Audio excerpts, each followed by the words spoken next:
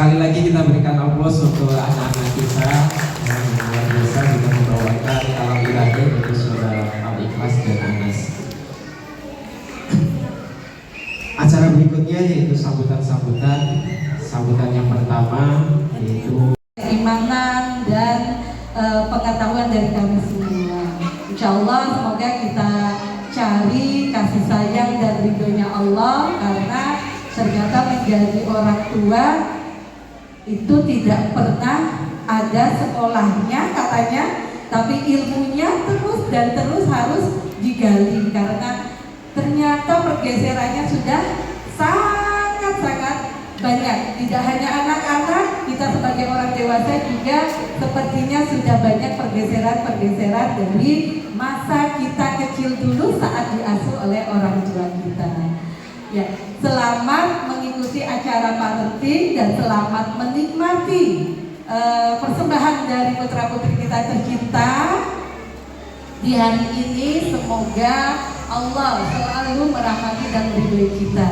Dan untuk informasi dari sekolah, ayah bunda mohon doanya, insya Allah tanggal 5 nanti hari Senin kita kedatangan mahasiswa dari Sekolah Tinggi Agama Islam YPBWI Surabaya yang akan studi lapangan untuk melihat pembelajaran di sekolah kita.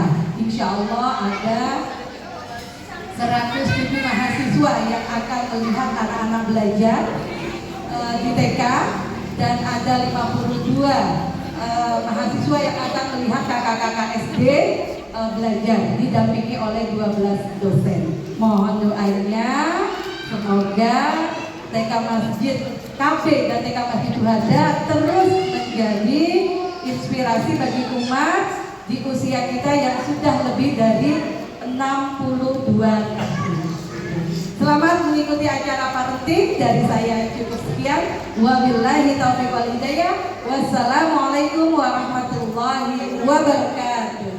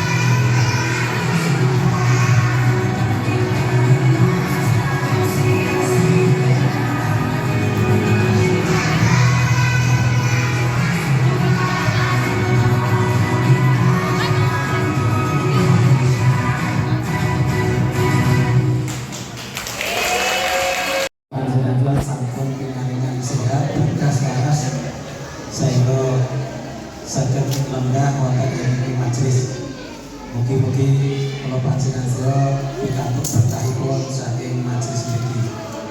Lan mugi-mugi kula panjenengan mendapati pikantuk putra-putri kula panjenengan putra-putri yang soleh-solehan.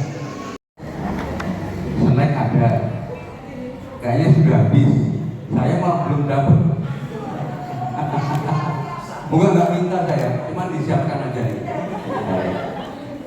Bismillahirrahmanirrahim. Kalau Allah Ta'ala fi kitabil A'udzubillahi minasyaitonir rajim. Pasti jawabannya pengen masuk surga, betul? Nah, kalau ada pertanyaan seperti itu dan mereka pengen, berarti apa? Surga itu dirindukan dari kalangan manapun. Kalau diinginkan oleh siapapun surga itu, berarti masuk surga itu mudah atau susah? Bu, masuk surga itu mudah atau susah? Bu, Pak, masuk surga itu mudah atau susah? Mudah, selamat.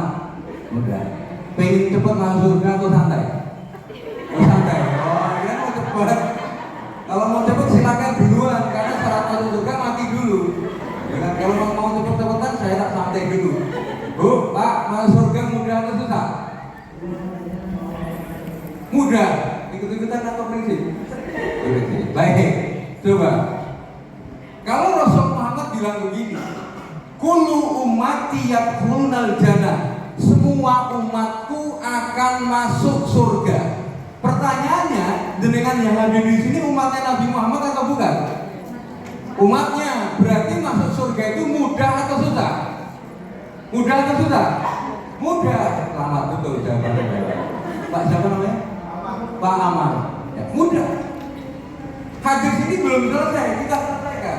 Kullu ummati yadkhulunal jannah, semua umatku akan masuk surga, illa man aba, kecuali yang tidak mau. Dengan pengen masuk surga atau tidak? Pengen nggak masuk surga? Pengen, berarti masuk surga mudah atau susah? Mudah atau susah? Mudah atau susah, Bu? Mudah. Kompak ya, masuk surga itu mudah. Baik. Nah, masuk surga itu mudah. Seperti halnya masuk surga itu seperti halnya kita mudik. Pak Amar asli mana? Jakarta.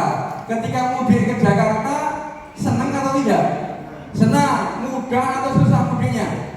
Mudah, tergantung sangu. Ya.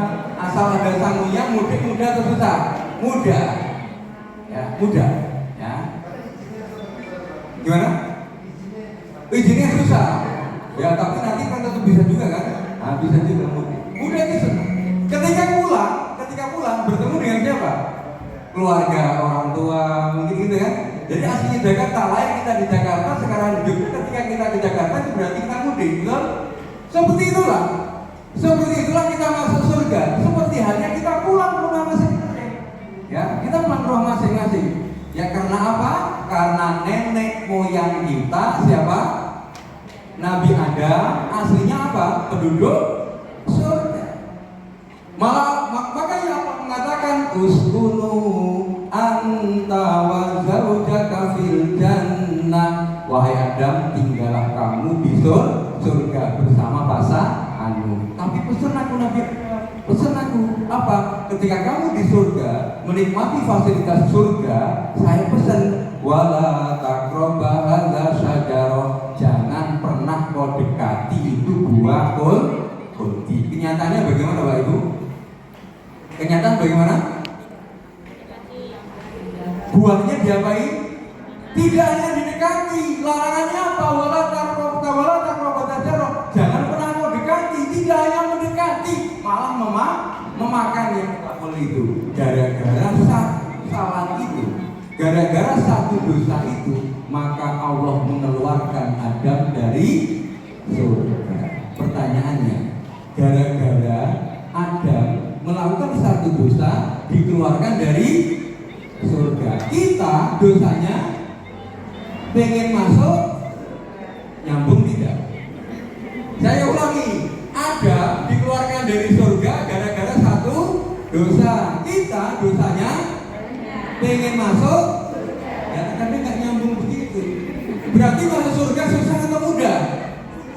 Loh, kok berubah? Tadi masuk surga mudah, sekarang masuk surga susah. Ya. Kita ulang lagi, betul. Masuk surga itu mudah, seperti halnya kita sekarang kita bayangkan, sekarang ada.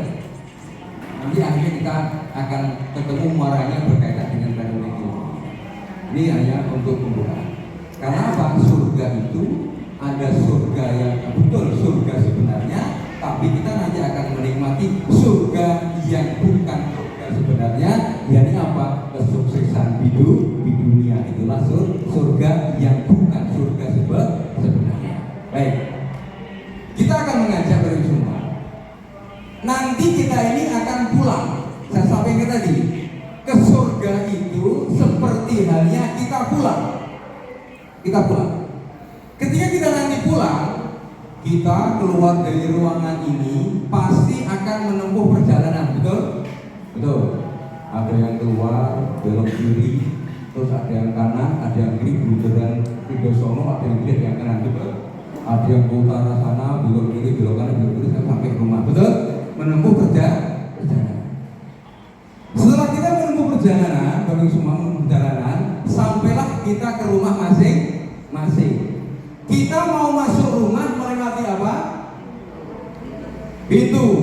Pintu rumah jenengan ada berapa? Dua. Kita dua. Pak Amar rumahnya ada berapa pintu? Dua. Ada yang lebih dari dua? Ada yang lawang sewu? Masuk rumah itu ada beberapa pintu, mungkin bisa di depan, di samping, dan di belakang. Dan semua pintu itu mempunyai akses untuk bisa masuk rumah. Kemudian ketika kita mau masuk rumah itu biasanya melewati pintu utama. Betul ya? Setiap pintu utama. Dan letaknya di mana pintu utama? Di depan. Di depan letaknya di tengah. Betul kan? Di tengah. Lah itu nanti suatu saat kita jelaskan apa yang dimaksud pintu letaknya di tengah dan itu letaknya di depan. Itu yang dimaksud apa? Itu khusus satu pertemuan kalau kajian saya. Ya. Nah, setelah kita di depan pintu siap masuk rumah, ternyata kita belum bisa masuk rumah karena pintunya kenapa? Terkunci. Kemudian kita ambil kunci, masukkan, ceklek, dan buka gagangnya, buka pintu, baru kita bisa masuk rumah. Berarti orang hormati, masuk surga itu mudah, syaratnya hanya 3. Berapa syaratnya? 3. 1, harus tahu jalan menuju surga, menuju perjalanan tadi. 2, harus tahu pintu-pintu surga. Yang ketiga, harus punya kunci. Apa syaratnya? 1, tahu jalannya. 2, tahu pintunya. 3, punya kunci. Pagi ini akan kita bahas, yakni apa? Jalan menuju surga. Bapak hormati, kira-kira nih saya tanya, kira-kira jalan menuju surga itu apa, Pak? Apa? Kamu? Apa? Ibadah? Bukan. Amalan? Bukan. Iman? Bukan. Kematian? Bukan. Kok mati itu kira-kira? Apa Bu kira-kira jalan menuju surga? Apa? Agama Islam? Bukan. Ridho Allah? Bukan. Ayo blok sini, gimana yang jawab? Apa Bu? Hah? Bersahadat? Bukan. Mbak, apa Mbak? Bu? Apa? Anak soleh? Bukan. Doakan anak soleh? Dua anak soleh? Bukan. Apa Bu? Kebaikan? Belum. Loh, ternyata sampai 9 jawaban sampai detik ini kita nggak tahu jalan menuju surga. Gimana kita mau masuk surga?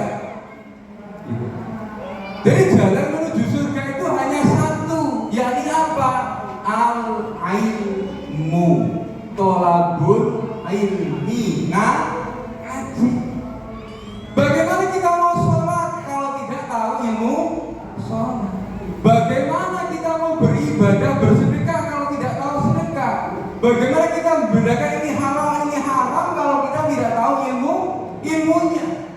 Maka yang paling pokok jalan menuju surga itu adalah ilmu. Maka Rasulullah mengatakan, man salaka thariqan yaltamizu fihi ilman sahalallahu lahu thariqan ilal jannah. Barang siapa yang menghendaki masyarakat menempuh perjalanan yaltamizu fihi ilman dalam rangka mencari ilmu, sahalallahu lahu thariqan ilal jannah. Allah akan memudahkan jalan kita menuju surga.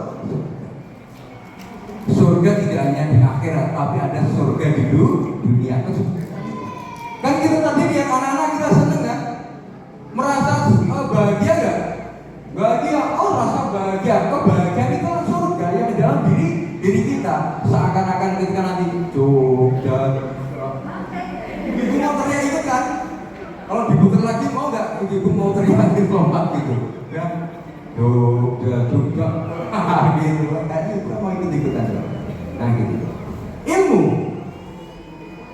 Kemudian begini. Ayat pertama kali yang diturunkan oleh Allah Subhanahu wa Ta'ala gimana? Bacanya gimana? Iqra. Iqra, betul kan ya? Ada. Bisa nggak seandainya? Yuk kita lihat HP dulu, Bu. Lihat HP-nya semuanya. Semuanya diambil HP-nya. Ya, sudah. Bagaimana? Iqra. Apakah di situ pertama kali ada perintah sholat, iqamis sholat? Tidak. Ita zakah, ayo bayar zakat? Tidak. Hijul bait, melaksanakan haji? Tidak. Tapi Allah memerintahkan apa untuk Nabi? Untuk apa? Nabi Adam dan Nabi Muhammad. Betul? Bacalah. Kita disuruh belajar. Karena apa? Karena ilmu itu akan menentukan segalanya. Maka Imam Ahmad bin Hanbal mengatakan, al-ilmu la ya'diluhu syai'un. Orang yang mencari ilmu itu tidak ada tandingannya pahalanya. Bahkan Imam Syafi'i juga mengatakan, ya, man arada dunya fa ilmi, wa man arada akhirah fa bi ilmi, wa man arada huma fa bi ilmi. Barang siapa ingin mendapatkan kesuksesan dunia dengan ilmu, dan barang siapa ingin mendapatkan kesuksesan akhirat dengan ilmu, dan ingin mendapatkan sukses kedua-duanya dengan ilmu. Berarti apa? Ilmu ini menentukan segala langkah kita. Sampai-sampai Nabi Adam pun ketika diciptakan oleh Allah Subhanahu wa Ta'ala, Allah mengatakan pada Adam, wa'allama asma'a kullaha, yang diajarkan kepada Adam asma, ismun itu ilmu juga. Jadi dalam hal ini yang paling pokok itu adalah jalan menuju surga itu adalah ilmu. Tidak lain, tidak bukan hanya ilmu. Maka dari itu kita harus mendidik anak-anak kita itu supaya apa? Mendapatkan ilmu yang sebanyak-banyaknya. Karena apa? Itu menjadi modal. Modal apa? Menjadi modal bagaimana nanti langkah ke depannya.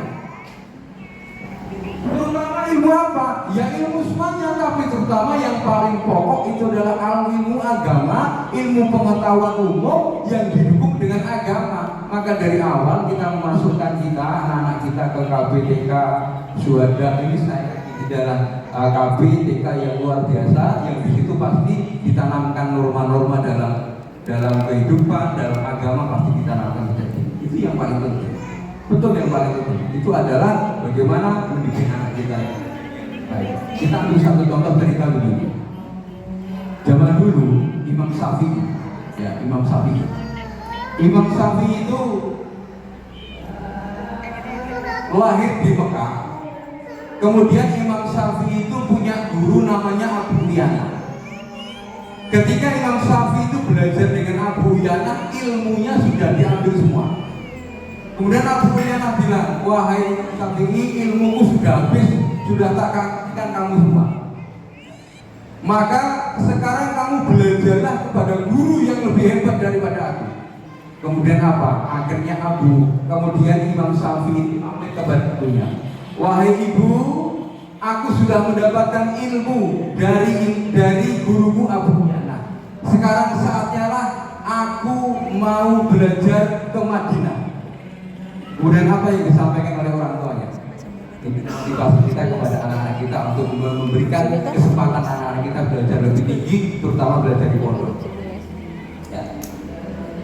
Kemudian ibunya mengatakan, wahai Syafi'i, kalau kamu ingin benar-benar mau mencari ilmu, maka aku ikhlaskan kamu untuk mencari ilmu. Kamu tidak usah pulang lagi, besok kita ketemu di akhirat. Luar biasa kan? Mengikhlaskan anaknya mencari ilmu, pesannya apa? Kamu nggak usah pulang, nanti kita ketemu di akhirat. Ada orang tua begitu, Bu? Ada anaknya yang ke pondok? Ada anaknya yang ke pondok, Bu? Ada. Ketika melepas anaknya ke pondok, nangisnya berapa hari, Bu?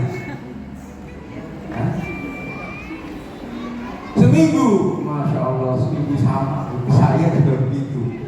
Ketika anak saya yang pertama masuk pondok, itu saya ya 2 hari, ya kelihatan nangis. Ini nangis, ininya nggak nangis, masuk laki-laki nangis, gitu kan? Ya kalau nangis saya sembunyi. Tapi istri saya seminggu belum nangis, melepas anak ke pondok, anak pertama.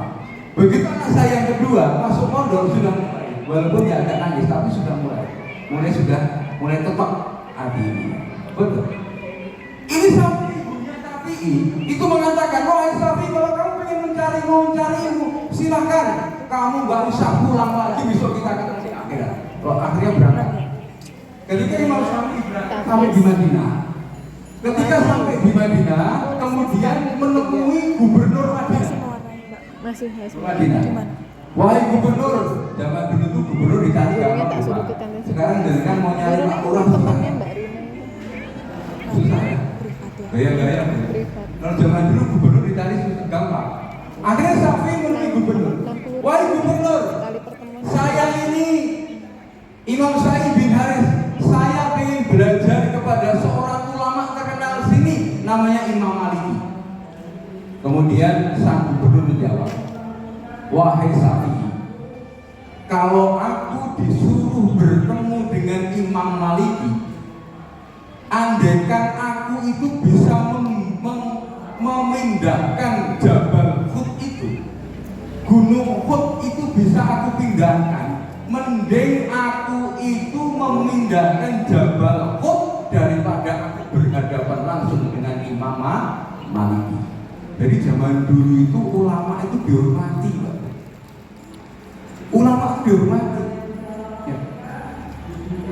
Ditakuti ulama zaman dulu, tapi ulama saat ini,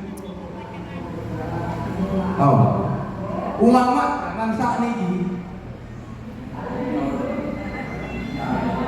paham itu maksud lo? Beda nggak ulama zaman dulu dengan ulama zaman saat ini? Ya Allah, Bu, Pak, sekarang itu baru tren. Mau pilpres ini, ulama jadi rebutan, Habib jadi rebutan. Pasangan nomor 4 pendukung Habibnya ini, pendukung Gusnya ini. Pasangan nomor 5 menunjukkan, ini di belakang ada Gus ini, ada Ustaz ini. Pasangan nomor 6 begitu juga. Ini baru jadi idola. Para ustaz menjadi pendukung. Gak usah bahas itu. Ada zaman saat ini, ya tadi kita sampaikan. Nah, akhirnya apa? Akhirnya Imam Syafi'i itu bisa betul-betul bertemu dengan Imam Maliki. Ketika bertemu Imam Maliki, itu berpesan pada ajudannya, wahai ajudanku, sampaikan kepada Syafi'i, sebelum ketemu aku, silakan Imam Syafi'i belajar bukuku yang berjudul Al-Muwatta.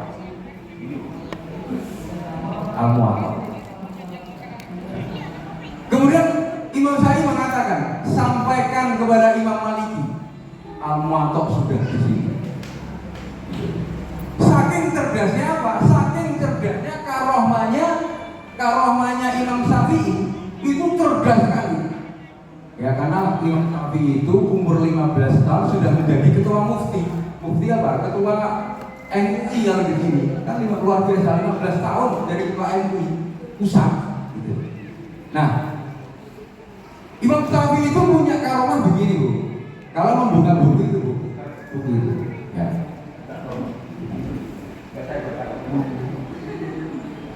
Imam Syafi'i itu punya karomah begini. Kalau beliau baca halaman ini ditutup begini. Karena apa? Karena baca halaman ini dilirik langsung masuk nyantol gitu. Jadi sekali baca langsung sekarang ada yang kalau dengan saya itu di pesantren yang saya kelola juga di Jalan Magelang sana. Itu sekarang kita menerapkan ada smart reading. Jadi baca buku yang tebal ini itu kan itu masuk luar biasa gimana caranya. Anak saya praktek tuh ya, pernah lihat tuh. Ada yang pernah lihat, smart reading. Pak ini namanya Pak Yadi yang punya metode. Jadi buku apapun cuma dibuka langsung masuk inti buku itu langsung dia nyebutkan setengah jam dia langsung tahu intinya itu ya dengan smart reading. Nggak tahu metodenya bagaimana ya. Akhirnya apa? Al-Muwatta sudah di sini. Oke, kalau Al-Muwatta sudah di sini, ya akhirnya sudah belajarlah sama saya. Kemudian Syafi'i belajar pada Imam Malik. Imam Malik belajar sampai ilmunya habis. Kemudian Imam Syafi'i menjadi ulama yang besar. Ketika menjadi ulama yang besar, kemudian punya murid banyak. Muridnya itu ngajar di Mekah. Ketika murid Imam Syafi'i itu ngajar di Mekah, muridnya bilang, Qala Syafi'i, ibunya ikut ngaji di Mekah. Ketika ikut ngaji di Mekah itu, ibunya bertanya, wahai Ustaz, itu kok jenengan nyebut Syafi'i itu siapa? Oh, saya bin Haris. Oh, sampaikan, Syafi'i bin Haris itu adalah anak. Berarti ibunya Imam Syafi'i itu belajar ngaji di Masjidil Haram, gurunya siapa? Muridnya Syafi'i. Sampaikan kepada Syafi'i. Saya pesan sampaikan kepada Syafi'i. Sampaikan pada Syafi'i, kalau dulu aku bilang mengatakan tidak usah pulang, nanti ketemu di akhirat. Sekarang karena Imam Syafi'i sudah menjadi ulama, sekarang aku izinkan untuk pulang. Sekian puluh tahun baru diizinkan untuk pulang. Akhirnya disampaikan, ini tadi saya dapat pesan dari seorang ibu, katanya ibu jenengan mengatakan bahwa jenengan sekarang boleh pulang. Oh, bahagia sekali Bapak. Imam Syafi'i bahagia sekali ketika mendapatkan izin untuk pulang bertemu dengan orang tuanya. Kemudian apa? Kemudian merencanakan pulang. Seluruh Madinah itu merasa kehilangan ketika Imam Syafi'i mau pulang. Akhirnya apa? Mereka yang punya unta dikasihkan ke Syafi'i, yang punya kasihkan Syafi'i, punya kurma kata Syafi'i. Akhirnya apa? Imam Syafi'i pulang ke rumahnya dengan kesuksesan yang luar biasa, menjadi ulama, menjadi orang kaya, pulang membawa 100 unta berikut perbekalannya. Itu kesuksesan yang dia dapatkan. Karena apa? Karena Imam Syafi'i mendapatkan ilmu. Nah, ketika pulang itu sampai di perbatasan, berhenti, terus menyuruh pada anak buahnya, wahai muridku, tolong sampaikan kepada ibu, sampaikan aku sudah di perbatasan, aku mau pulang. Kemudian sampai ke rumahnya, muridnya Syafi'i itu sampai ke rumah, bilang, wahai ibu, ini Imam Syafi'i mau pulang, sudah di perbatasan. Ibunya tanya, Imam Syafi'i pulang bawa apa? Pulang bawa? Dengan bangganya muridnya itu mengatakan, Imam Syafi'i pulang dengan kesuksesan, unta banyak, perbekalan banyak, luar biasa yang dibawa oleh Imam Syafi'i. Kemudian ibunya menjawab apa? Kalau Syafi'i pulang dengan membawa harta yang banyak, silahkan Syafi'i tidak usah pulang lagi. Ditolak. Padahal Syafi'i merindukan bertahun-tahun, apa pengen pulang. Ketika mau pulang ditolak oleh ibunya.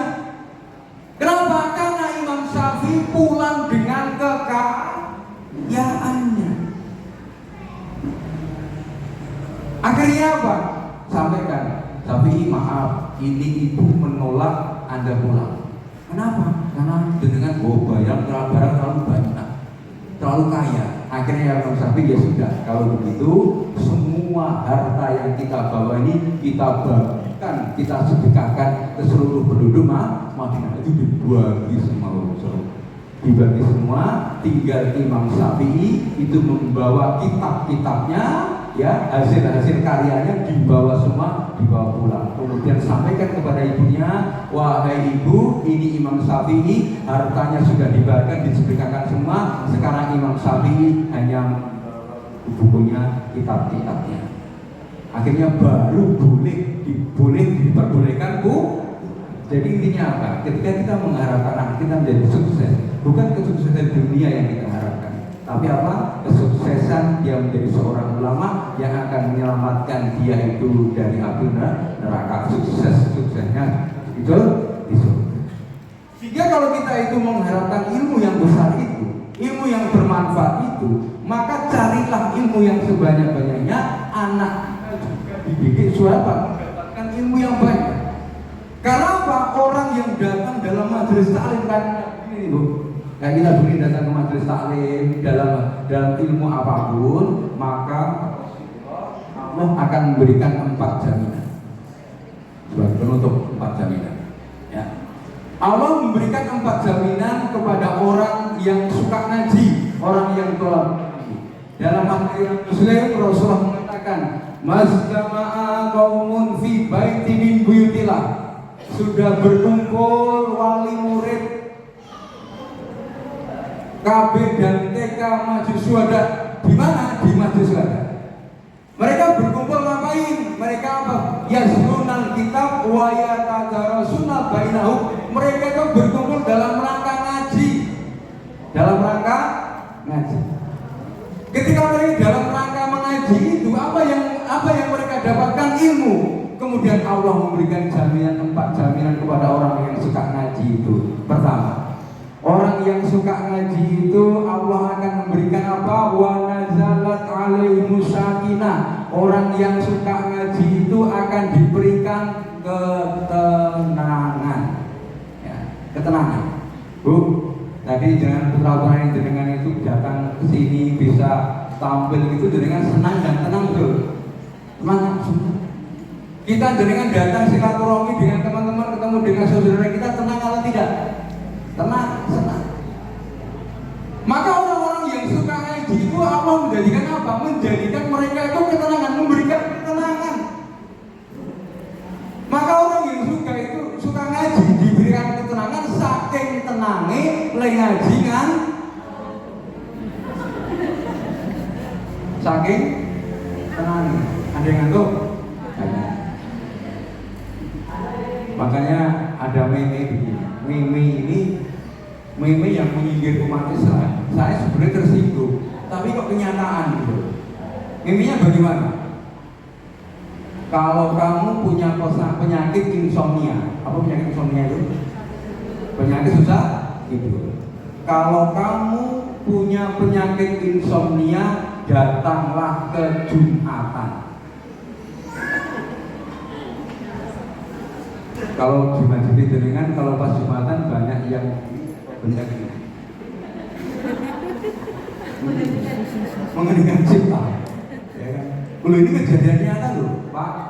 Di masjid jenengan banyak yang lagi nunduk ya, nunduk itu saking khusyuknya, saking tenangnya, atau saking Nah, daerah situ, daerah khusyuk, khusyuk rata-rata begitu. Dia mau ini paling. Di mana-mana itu kalau Jumatan itu biasanya pada Print stiker. ngantuk. Karena apa? Karena mendapatkan kata ini juga kalau kita ngaji itu banyak yang ngantuk. Karena apa? Saking tenang. Kira-kira penyebabnya apa? Kok orang itu kalau Jumatan kok banyak yang ngantuk? Kira-kira penyebabnya apa? Hah? Kurang oksigen. Iya, karena apa? Memang Jumatan ngantuk itu karena apa? Karena yang banyak jam itu aja makan siang jam istirahat, siang betul tidak? Tiket masuk Betul. 32. Terus yang kedua, Tapi kalau yang setelah saya teliti, itu 8. Kenapa mereka itu bisa ngantuk? Karena nyuwun ngapunten maaf, karena yang khotibnya itu kebanyakan membaca. Betul. Kalau udah membaca nanti bacanya monoton tidak? Monoton. Ini kalau udah baca dari mimbarnya gede membaca. Innal hamdalillah nahmaduhu wa nasta'inu wa nastaghfiruh wa na'udzu billahi min syururi anfusina. Itu tubuh kabeh. Ada temanku masuk. Jadi kan nanti kemungkinan membaca boleh tidak? Boleh. satunya lagi itu. Daripada nanti rukunnya Jam 2. ditabrak, saya pernah Jadi mungkin aku mensiasatinya ya Pak. di Masjid Kapal. Kamu sama Ya, Mbak satu Rina kantor kan jadi saya ke situ, bertiga tuh itu dan saya masuk Rafael. Bapak itu. Si Ada Davi sang sama khotib Tristan membaca bertiga. rukunnya kurang. Ada rukun yang tidak Kelas sekolah dibaca. jam 11. Kan salah itu. 11. Akhirnya apa? Ada jamaah dari belakang langsung berdiri. Jam 11, Ustaz, jam 1, rukunnya kurang. jam Gitu. 2. Wah, langsung yang merah semua itu khotibnya. Ya, betul. Kalau 3 orang satu Ini kebanyakan kenapa? Kenapa kok Jumatan bisa ngantuk? Karena rata-rata yang khotib itu membaca monoton. Ya, kalau saya maaf, bukan saya sombong pamer ya. Saya kalau khotbah Jumat, khotbah sholat Idul Fitri, saya tidak pernah praktek. Karena apa? Saya membangun komunikasi dengan jamaah. Karena kita kalau khotbah Jumat itu kayak orang komika, beli tiket stand up. masuknya nanti Ini bukan sesuai komik. listnya, Berdiri, list ngomong bedanya sendiri, betul tidak? kan harus Betul. didaftarin Itu kalau satu komunikasi sebelumnya tidak toh. tersambung, maka jamaah begini semua. Listnya. Begitu loh. Kalau saya kalau khotbah itu, alhamdulillah, nahmaduhu Satu wa pendamping, nasta'inuhu satu wa anak, satu pendamping, nastaghfiruh wa na'udzu billahi min syururi anfusina. Dari Jadi ke kita sana, semua ke 10.000. sana, Mau tak renang, puas mau kita dulu ya tak 10.000. puas kalian. Tapi kalau orang dewasa Dan itu berhasil. itu 27. Begitu nanti ada yang ngomong itu mimbar tak gebrak, tak pukul. Kali saya tak pukul itu mimbar. Biar Pak bangun. Soalnya dan saya itu kalau mau khotbah itu menyiapkan materi seminggu sebelum sudah kita siapkan. Begitu tampil nyiapkan seminggu udah tinggal turun. Kan nggak terima kayak gitu. Akhirnya ada diterima. Ya gitu. Ya. Wa nazalat alimau sakinah. Orang yang mendapatkan ilmu, mencari ilmu itu diberikan ketenangan. Loh sekarang yang ngapunten. Bisa.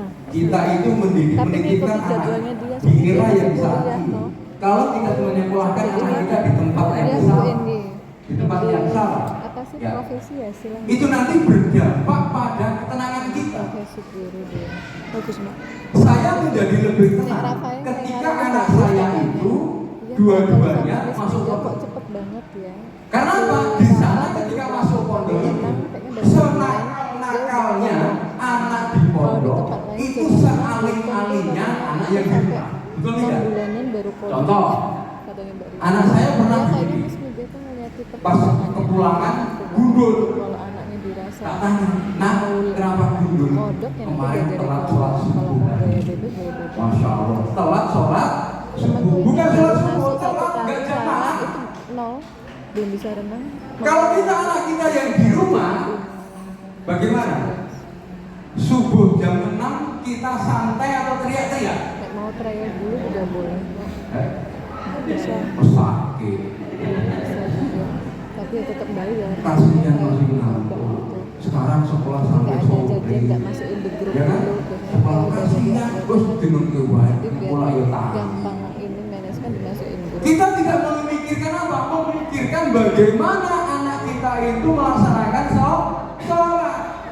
Coba perintah sholat untuk anak kita memperingatkan umur berapa? 7. Umur 10 tahun harus diapain? Pukul kalau tidak sholat.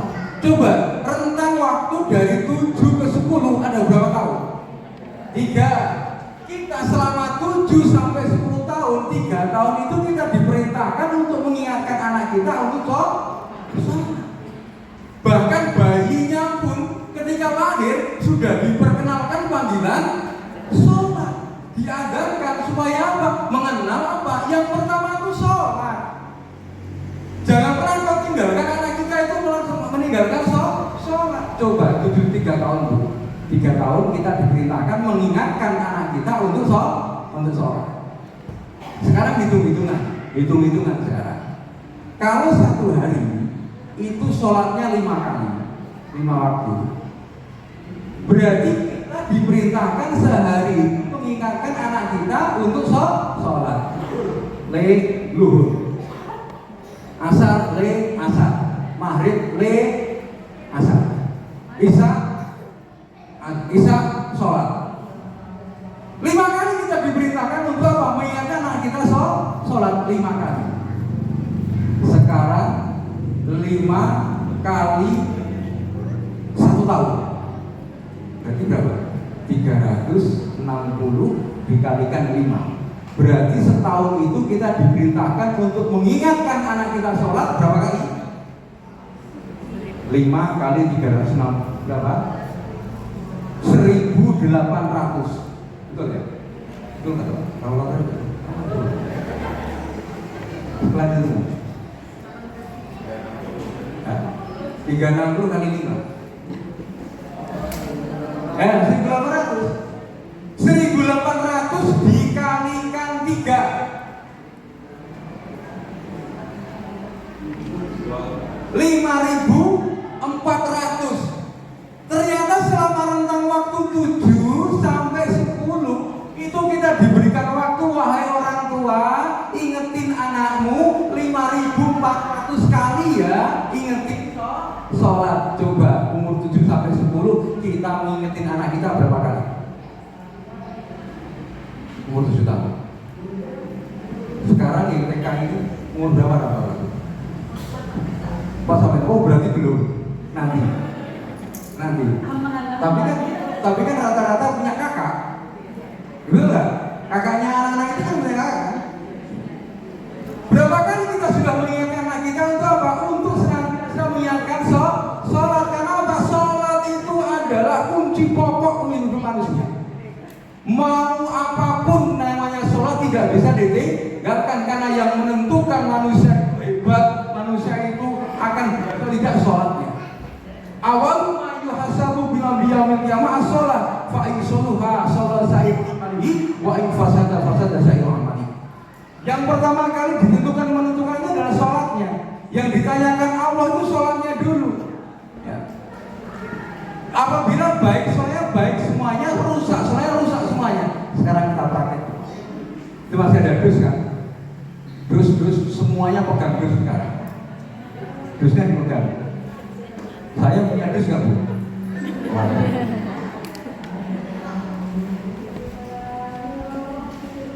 Isinya aja armada. Apa sih isinya Bu? Oh komplit banyak. Baik, kita praktek Bu. Rukun Islam ada berapa Bu? 5, 1, ada 2, sholat 3, 4, 5. Rukun Islam kita ada 5. Rukun Islam 5. Lemper ini Islam. Saya contohkan dengan megang dus itu adalah Islam. Betul? Rukun Islam yang 5 ini dilakukan seorang muslim, maka Islamnya menjadi kuat. Pegang goyang-goyangan. Kuat apa? Luar biasa kuat. Ini Islam kuat, gak akan jatuh, gak akan runtuh, gak akan ambrol. Itu Islam. Asalkan rukun Islam dilaksanakan. Tetapi coba, ada umat Islam yang tidak melaksanakan rukun Islam kelima, apa? Haji. Hajinya dibuka. Simpel masih aman. Goyang-goyangan. Islam masih kuat? Masih kuat. Karena apa? Haji bagi yang mampu. Gak kuat haji gak usah. Ada orang Islam sekarang tidak melakukan ibadah rukun Islam yang keempat, apa? Zakat. Zakatnya dibuka. Goyang-goyang. Islam masih kuat? Masih kuat. Karena zakat bagi yang mampu. Kalau nggak kuat bayar zakat, udah di rumah aja tunggu nanti terima zakat. Ya kan? Rukun Islam ketiga apa? Ada orang Islam tidak puasa, puasanya dibuka. Goyang-goyangkan. Islam masih kuat? Masih kuat. Mulai kendor? Mulai kendor. Karena puasa bagi yang mampu. Kalau kita tidak bisa puasa, apa? Disuruh membayar fidyah atau mengganti hari yang lain. Sekarang kalau ada orang Islam tidak sholat, buka. Simpel buka. Buka sih kanan. Apa yang terjadi Bapak Ibu? Apa yang terjadi? Paham teman-teman?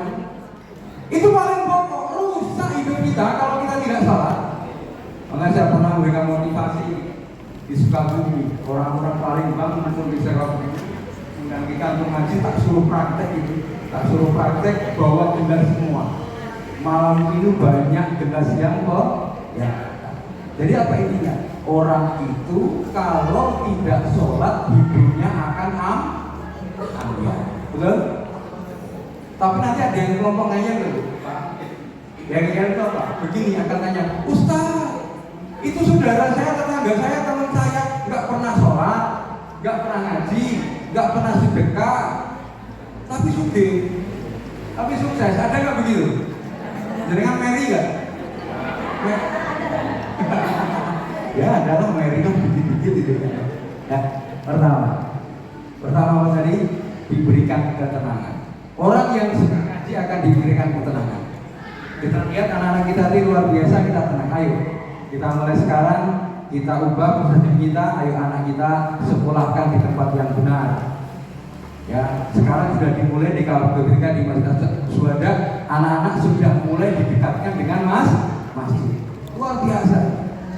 Jika dosa ngisi di SMP juga begitu saya sampaikan. Yuk kita dekatkan anak kita di masjid. Jangan sampai orang tua ya menjauhkan anak dari masjid, dekatkan masjid. Setelah ini kemana? Setelah ini lanjutkan perjalanannya ke sekolah-sekolah yang itu ada agama yang banyak. Kalau bisa semaksimal mungkin masukkan anak kita ke pondok biar kita tahu. Nah tadi senakal-nakalnya anak di pondok masih alim dibanding anak-anak kita yang di rumah. Tenang. Saya itu anak saya itu pulang dari pondok sebulan aja saya sudah pusing. Betul tidak? Padahal di pondok kalau sudah keluar dari pondok ya Allah tahu sendiri. Ya. Apa? Gak cuma tidur, ini juga bisa. Tapi yang gimana memisahkan HP yang sekarang mantan kita dengan HP? Gak bisa kita memisahkan anak kita dengan HP, gak mungkin. Gak mungkin. Karena itu akan berhadapan langsung. Maka cuma menyikapi bagaimana kita itu menyikapi anak itu supaya apa? Tidak kecanduan dengan HP. Ya. Itu anak saya pulang itu rasanya cuma kapan lu pondok gitu. Apalagi dua-duanya pas pulang. Tapi ketika anak saya itu pertama kedua pondok, yang ketiga itu tuh tak tawari sekolah SMP, mau sekolah SMP di mana itu. Kamu pengen sekolah SMP di mana? Nak terserah, terbaik, termahal karagami. Jawabannya apa? Enggak Abi. Pokoknya saya sejelek-jeleknya saya mau pondok. Sudah terbentuk. Jadi anak saya pertama, kedua, ketiga pun ingin masuk pondok. Karena apa? Karena saya mendapatkan manfaat yang luar biasa dari anak-anak. Yang sampai saya itu jemput anak saya itu tak berbusmini. Berbusmininya gimana? Ketika pulang saya menjemput anak saya itu. Anak saya itu di Kota Gede, di pondoknya di Harun Nasabi, punya satu lingkungan. Ketika jemput itu Abi. Sekarang saya sudah hafal 15 juz mungkin. Alhamdulillah. Sekarang Abi tes. Nanti Abi baca surat apa, saya yang lanjutkan. Itu nanti di halaman berapa, juz berapa, baris berapa, insya Allah saya tahu. Betul Bu. Kayak yang sampai yang demutakin ini Ahmad sama ini Kamil pertama. Luar biasa. Ternyata yang begitu ada. Luar biasa juga ini luar biasa. Satu luar biasa. Yang mendapatkan ilmu itu. Itu saya tes. Kemudian saya baca satu ayat terus anak saya tahu. Saya senang-senangnya di dalam itu. Luar biasa, Masya Allah. Ternyata anak kita itu bisa seperti itu menghafal Al-Quran. Karena Al-Quran itu akan menjadi makhluk terinstal di sini. Betapa hebatnya anak kita itu di dalam otaknya terinstal Al-Quran. Tidak usah mikir apapun Bu. Kalau anak kita sudah terinstal Al-Quran, itu apa dunia itu kecil. Mau ngapain aja kalau sudah Al-Quran di genggaman, semuanya dunia ngikutin. Gampang itu semua. Sekarang apa? Jadi polisi lewat apa Al-Quran bisa nggak? Bisa. Masuk kedokteran lewat Al-Quran bisa nggak? Bisa. Kuliah, beasiswa karena apa Al-Quran bisa nggak? Bisa. Dan kita terjaga dengan Al-Quran. Yang pertama, yang kedua. Sekarang jam berapa? Sudah? Yang ngomong aja kalau sudah tak tutup. Sudah. Masih 10 menit? Oh ya, masih 10 menit ya. Yang kedua, orang yang bertolabul ilmi ngaji itu Allah memberikan apa? Wa ghasyiyatahumur rahmah. Pertama tadi mendapatkan ketenangan, yang kedua wa ghasyiyatahumur rahmah. Orang-orang yang menitipkan anaknya atau mereka juga yang senang ngaji, ya, maka apa? Allah memberikan wa ghasyiyatahumur rahmah, kerahmatan. Kerahmatannya wa kasih sayang, pertolongan Allah Subhanahu wa taala akan diberikan kepada kita. Coba, ada enggak? Jangan anaknya di pondok kerepotan enggak ketika kita mau membayar anak kita di pondok, kerepotan enggak? Tidak ada. Bahkan di dalam waktu the last time, waktu terakhir kita membayar anak, pernah nggak ibu-ibu itu ketika sudah jatuh tempo membayar anak, tahu-tahu ada aja rezeki itu anak? Ada nggak? Ada. Itu kenapa? Karena kita apa? Kita menjalankan amanah Allah untuk apa? Menjadikan anak kita menjadi anak yang baik. Tidak usah ke umum aja begitu. Kita mau bayar aja. Itu tahu-tahu aja. Tidak datang. Itulah rezeki anak. Itu. Kalau kita memberikan anak ilmu yang terbaik, wa ghasyiyatahumur rahmah. Allah memberikan rahmat kasih sayang kepada siapa? Dan orang tua. Maka sekolahkan yang terbaik buat anak kita, agamanya terbaik. Sekarang agama terbaik, apa? Ilmu juga baik. Sekarang banyak boarding school banyak. Saya punya saya Darul Ilmi boarding school dalam Mangkang 11 belakang BPD. Ya. Ada sekarang MBS boarding school luar biasa. Orang yang mencari ilmu itu diberikan roh kasih sayang. Yang ketiga, kita belajar bahas rumah. Yang ketiga, orang yang mencari ilmu itu akan mendapatkan jaminan ketiga, namanya wahadumul malaika, akan dijaga malaikat. Betul Bu? Dijaga malaikat. Jangan diremehkan loh Pak Bu. Ketika kita datang dalam satu majelis ngaji, itu yang ngaji gak cuma tapi malaikat ikut ngaji tunduk sampai nasnya Allah. Coba lihat atas. Ada nggak malaikatnya? Orang itu paling enggak malaikat yang ikut kita itu namanya ada malaikat, satu malaikat yang ikuti kita terus, siapa? Israfil. Tugasnya apa? Cabut nyawa.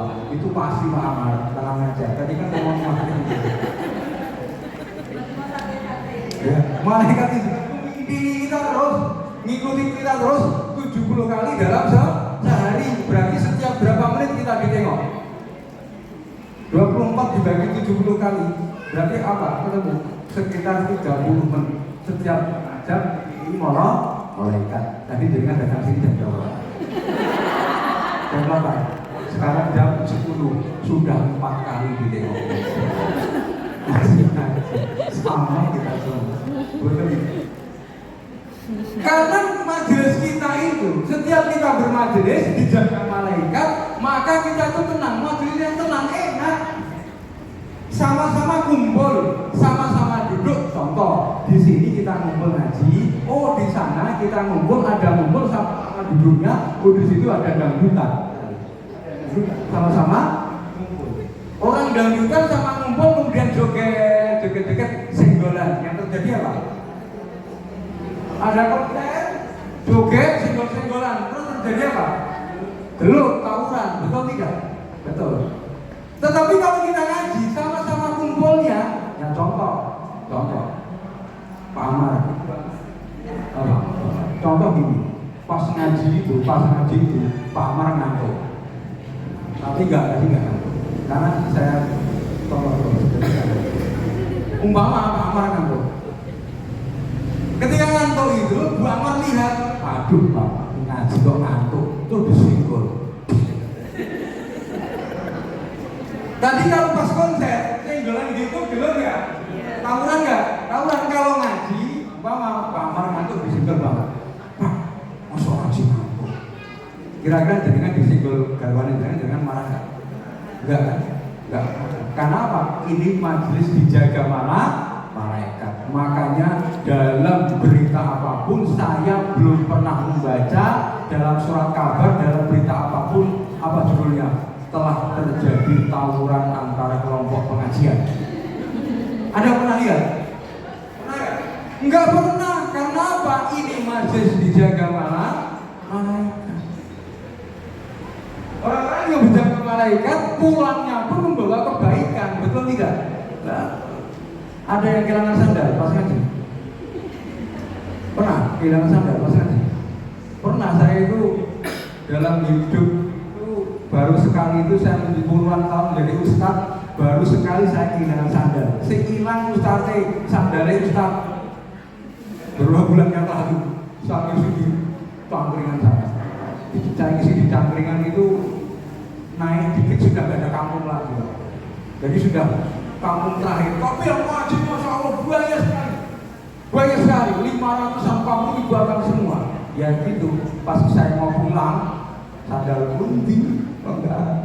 Ternyata disukai sama jamaah. Akhirnya itu heboh. Sekampung di WA yang bawa sandal ustaz tolong kembalikan. Ya jadi aku ikhlas. Jadi saya ikhlas. Ternyata sandal itu dikembalikan ke saya. Alhamdulillah. Ke rumah makan saya karena saya punya usaha rumah makan Padang. Ada 3 dari itu. Begini Pak, promosi informasi. Rumah makan Padang. Dan ini tadi saya kesini saya masak dulu karena yang masak masih saya. Kalau nggak percaya coba baca tes nanti datang ke Pakem, kalau ke Cangkringan atau Kaliurang mampir ke rumah makan Padang saya yang arah Cangkringan.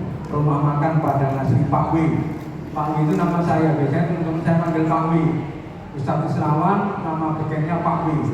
Maka rumah makan saya itu tak begini rumah makan Padang asli Pak W. Itu bukan promosi loh, cuma ngasih tahu. Oke, ya. Baik yang terakhir bagi penutup. Orang yang suka ngaji itu Rasulullah mengatakan ya, wa dzakara ismallahu fi man indah. Orang yang suka ngaji itu namanya disebut oleh Allah di depan malaikat. Malaikat, lihatlah itu Pak Amar, Bu Amar, Bu Ramilah dan yang lainnya, lihat tuh mereka ngaji, aku bangga dengan mereka. Berarti ketika Allah menyebut nama kita, Allah kenal gak dengan kita? Kenal gak dengan kita? Kalau kita dikenal, itu kira-kira urusannya gampang atau tidak? Dengan dikenal Pak Bupati, kenal Bupati Kosini gak? Kenal gak? Gak kenal? Kurang bilang kenal gak? Gak kenal. Lama ini Mama kenal. Bu Kosini datang ke sini, kemudian sambutan. Wahai keluarga besar TK masih suada. Kalau dengan pengen hidup sukses, maka tirulah hidupnya Bu Ramila. Ketika disebut itu berarti buku ini kenal nggak? Nah, suatu saat Bu Ramila ke kabupaten mau mengurus izin pengembangan ini TK. Ke sana ketemu buku ini. Bu Ramila ke sini ada apa Bu? Ini sama izin ini bos. Kalau urusan itu langsung ke sana aja bilang saya gitu. Kira-kira dimudahkan nggak urusan kita kalau kita kenal? Dimudahkan. Sama Bapak. Ketika kita itu dikenal oleh Allah Subhanahu wa taala, maka urusan kita semuanya dimudahkan, termasuk kita itu mendidik anak kita, menjadikan anak kita yang hebat. Syaratnya apa? Kita dikenal Allah Subhanahu wa taala. Caranya apa supaya kita dikenal Allah? Salah satunya kita absen. Absennya apa? Datang ke majelis ilmu ngaji ini dicatat Allah Subhanahu wa taala. Terkadang begini, kita punya banyak masalah. Ketika kita punya banyak masalah, ya sudah usaha bangkrut. Kemudian kerja juga terus kena PHK. Pembeli tidak ada, utang banyak, anak nakal. Itu penuh nggak sih? Penuh. Masalah banyak. Ketika masalah banyak itu terus terakhir larinya kemana? Baru kemana? Allah. Allah terakhir, biasanya Allah terakhir. Kita berusaha dulu, kita selesaikan. Oh ya mampu. Akhirnya apa? Banyak masalah. Akhirnya baru kita datang ke Allah. Ketika kita datang ke Allah, ternyata Allah tidak kenal dengan kita. Contoh, tadi makanya Kenapa tuh? Umpamanya HP saya bunyi. Kemudian yang muncul hanya nomor. Kira-kira diangkat atau tidak? Diangkat apa? Kurang bilang diangkat nggak? Yang muncul hanya nomor. Diangkat nggak? Tidak. Saya pun tidak diangkat. Kecuali dengan profesi sebagai sales. Kalau profesi sales biasanya telepon, order ini, nah diangkat. Tapi ketika bukan sales itu biasanya nomor tanpa dikenal tidak diangkat. Nah, ketika kita banyak masalah, kemudian kita tidak pernah absen kepada Allah, kemudian kita nelpon Allah, berdoa, ya Allah, usahaku bangkrut, ya Allah, anakku nakal, ya Allah, aku di PHK, ya Allah, aku nggak punya apa-apa, banyak, ya Allah. Itu sama halnya kita berdoa kepada Allah, mengeluh kepada Allah, kita nelpon Allah. Ketika kita nelpon kepada Allah Subhanahu Wa Taala, ternyata apa? Yang muncul di HP-nya Allah itu hanya nomor. Tadi diangkat atau tidak? Tidak. Sopo. Betul tidak? Betul tidak? Iki sopo. Kalau nggak diangkat kan jenengan nelpon terus sehari sampai 100 kali. Begitu yang ke 100 Allah baru lihat. Ya Allah, ini nomor sama. Kok nelpon aku terus ya? Baru apa? Baru diangkat. Kebuset terus. Betul tidak? Karena kita tidak dikenal Allah Subhanahu Wa Taala. Beda cerita ketika HP-nya Bunamilah bunyi, kring, yang muncul papaku saya. Kira-kira, iya suamiku saya. Yang muncul suamiku saya sudah tersimpan nomornya suamiku saya, diangkat nggak Bu? Langsung siap, diangkat masalah kan misalnya. Langsung diangkat karena apa? Dia sudah kenal. Itu apa yang nelpon suaminya. Begitu. Jadi apa? Ketika kita dikenal oleh Allah Subhanahu Wa Taala, ketika kita meminta, kita nelpon Allah, sudah tersimpan di dalam memori Allah Subhanahu Wa Taala. Oh, Pak Ahmad, siap. Minta apa Pak Ahmad? Wah, paham oke? Paham ya? Berarti apa? Kuncinya, marilah kita hidupkan termasuk didik anak kita senantiasa mendapatkan ilmu yang sehebat-hebatnya, ilmu yang sebaik-baiknya. Peletakan dasar pertama di KPTK yang pertama saudara, otaknya betul-betul diberikan yang terbaik ya di KPTK, lanjutkan nanti di SD yang terbaik, SMP yang terbaik, SMA yang terbaik. Di sini kan sampai SMA belum style. Oh barangkali yang mudah-mudahan kita doakan diberkelanjutan, jadi muter aja di sini. Tapi ini kegiatan dimulai dari masjid, kegiatan di masjid, insya Allah akan menjadikan anak yang insya Allah anak yang soleh dan solehah penghafal Quran. Insya Allah. Pesan terakhir sebelum ditutup, Bapak Sohmati, andaikan kita saat ini untuk menjadi orang yang bisa menjadi penghafal Quran, kita tidak mampu, maka siapkan anak Anda untuk menjadi penghafal Quran. Andaikan anak Anda pun tidak mampu, siapkan cucu Anda untuk bisa menjadi penghafal Quran semampunya. Kalau cucu pun tidak bisa, siapkan cicit dari sekarang. Karena apa? Menghafal Quran akan memberikan syafaat pada keluarganya untuk bisa masuk surga. Maka didiklah anak kita senantiasa jangan terlalu jauh, jangan jauh-jauh dari Quran, insya Allah. Demikian dapat kami sampaikan lewat 5 menit, maaf ya, maaf, dan mungkin banyak kesalahan, saya mohon maaf, dan kita akhiri dengan bacaan hamdalah. Alhamdulillahirabbil alamin. Ini saya. Assalamualaikum warahmatullahi wabarakatuh.